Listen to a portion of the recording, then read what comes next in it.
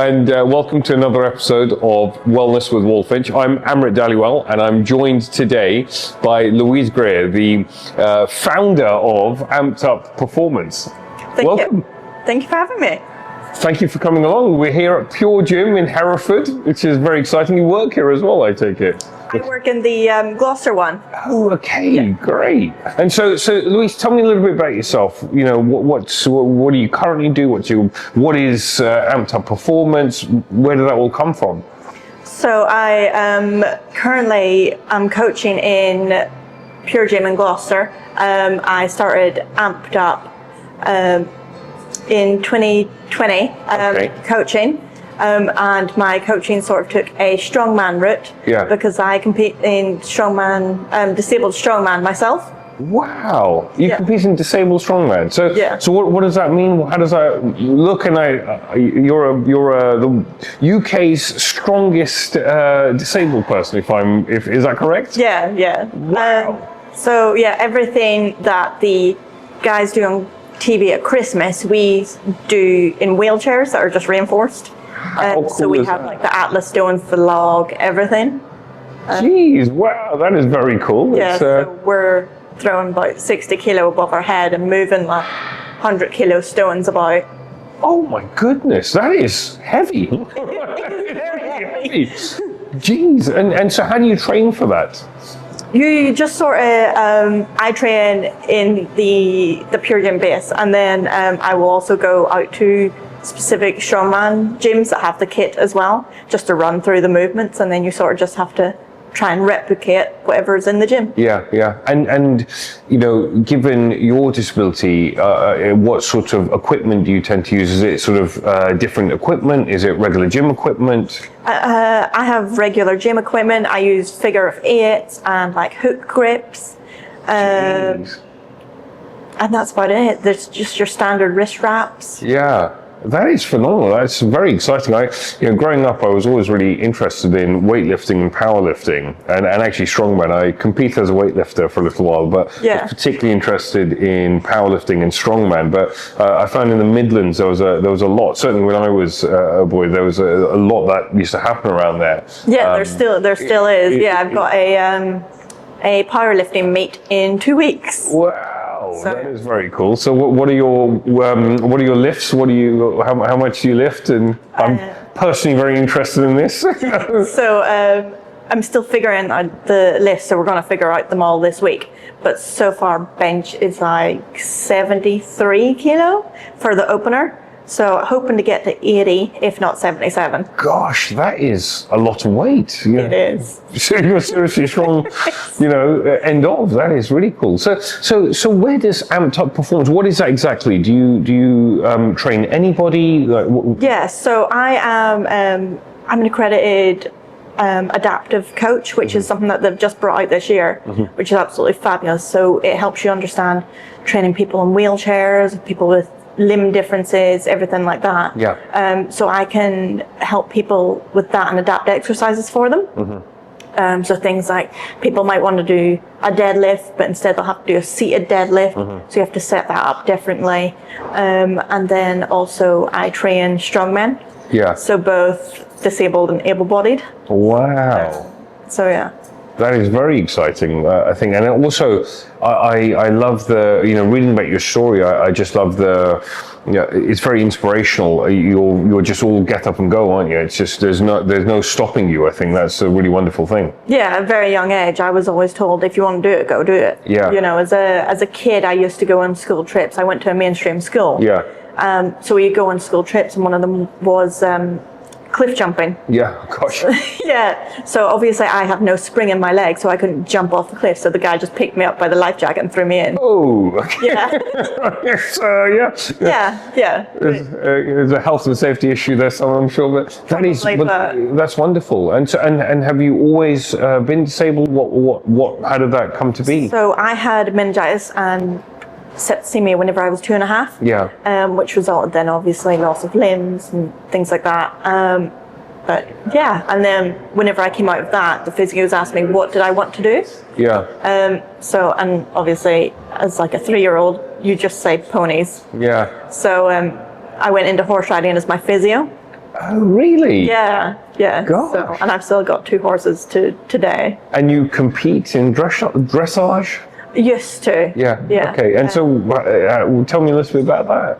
So, started in like riding for disabled. Yeah. And then whenever I was out competing for like, we have a national championship that's always held at Hartpury. Right. So whenever I was up there, you get kind of scouted. Yeah. And then I was part of the Irish Paralympic squad. Really? Yeah. Gosh. Wow. Yeah. So I think I was about 12.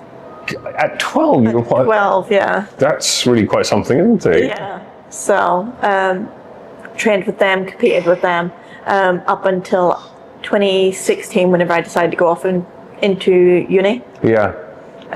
Which was also Hartpury. Yeah. Because just the love of horses, and took my horse to uni with me. Oh, really? Yeah. Continued to compete while It's a very cool thing to have at university. I had a brick mobile phone, which I thought was very cool at university, but you had a pony, so it's almost the same thing. Yeah.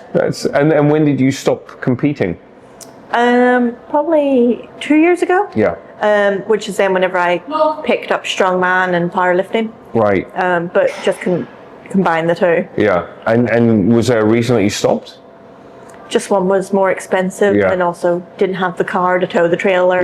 Yeah. There's a lot of logistics involved in that, I suppose, as well, right? So, and then with a new horse, you sort of start at the bottom to come all the way back up again. It's about a 5-year process. Is that right? Is that how long it takes? Goodness, yeah, that's lots. I mean, I've played around with a bit of dressage. Actually, I used to. So I'm Punjabi, and there's lots of rich heritage with horses and stud farms and so on there, and so growing up I used to ride a little bit. I spent a couple of years doing it quite a lot, and it was quite good fun. But I had this one instructor who was like, "Oh, you should do a bit of dressage," and I was like, "I just want to go really fast and jump stuff," right? but actually the skill required in that is just, the level of control and the power, precision, it's really interesting, isn't it? It is. Especially whenever the horse works with you, not against you. Exactly. And so how do you train your mind for that? I mean, was there, a specific pep talk that you're giving yourself, or, what is it? I mean,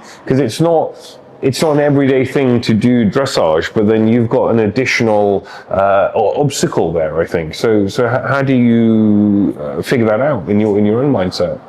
I think I was just always brought up with it. So it was always the normal for me. I was brought up doing able-bodied competitions and everything. It wasn't until I went into para sport that I started competing in disabled ones. Yeah. So I was always just brought up in it. So I'd seen no difference. And great. Yeah, you just sort of had to communicate with the horse different, but yeah.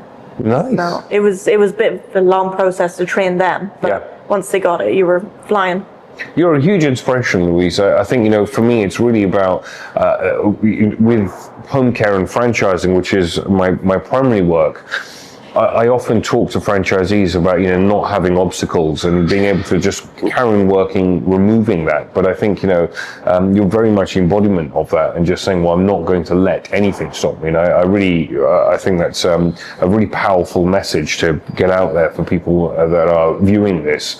Like I remember wanting to ride a bike whenever I was a kid. I think I rode it once successfully, and that was it. I was done. Yeah, great. But just moved on to the next thing. And that actually is in many ways, that's life, isn't it? Just kind of getting in, conquering something, working hard until you get there, and just keep going at it, regardless of what the obstacles are, right? So we've got jumping off cliffs, but then you've also got walking up mountains, I hear. Yeah. So tell me about Snowdon. Snowdon originally started out as a joke. Right. Okay. It's a bit of a serious joke, that. Yeah. We. Me and my friend were like, "Oh, we're going to walk up Snowdon for charity." I had planned on doing one of the smaller Welsh mountains, but no, Snowdon stuck. And once we made the promo for it, we were like, "Well, that's us locked in now." Oh gosh! So we literally did a promo where she was dragging me out of the gym by my gym bag, and then whenever we got onto the mountain with the monolith, I was holding onto it, and she was dragging me off it to go up the mountain. Oh wow! So we got halfway, which I think is the cafe bit. Yeah. But unfortunately the prosthetics just didn't hold up. Oh, Gosh. Yeah, so the team went on, and I started to head back down the mountain. Gosh. And so when was that? 2 years ago, I think we did it in October, so it wasn't warm. Yeah. I mean, it's Yeah, slippy as well, actually, I imagine. it was a bit. Yeah. It hadn't quite started to frost, but it was definitely in the air. Yeah. Oh, I mean, it's a bit of a serious climb in places, isn't it? It was, yeah. Some parts were better than the others. Yeah. Because you got a tiny bit of flat, Yeah. which helped. Which, I suppose it gives you a moment to breathe, doesn't it? Yeah. But we had a mountaineering guy, Matt, and then we also took my chiropractor. Oh, that's useful. Yeah. He had done snow down, I think, like 3 times before. Giving everyone adjustments on the way up. Mostly me. Yeah. But that's great, actually. It's, and so how long did it take you to get to the halfway point? 5 hours. Gosh. Yeah. Wow. I mean, that is grueling, isn't it? It was. And how long did it take you to recover from that? About a week and a bit. Really? Yeah. Yeah, I mean, that is really quite something. It's again, I mean, I said it earlier, but what a huge inspiration. It's just to keep moving, and I think that's it. Right? Yeah. Keep the activity flowing. So. And you're joining us for a wellness series where you'll be coaching me. I will be very much your pupil. And I'm very excited by that. So thank you so much. So if somebody wants to get hold of you, how do they go about doing that? I'm on Facebook and Instagram as Amped Up, or my strongman one is No Legs, No Limits. Nice. Yeah. Great. Which gets a good few people interested. Yeah, I bet. Yeah, and thank you for joining us, and let's do this. Yeah. Right. And thank you very much for tuning in, and come watch us, and let's do some exercise and work along. Wellness with Walfinch.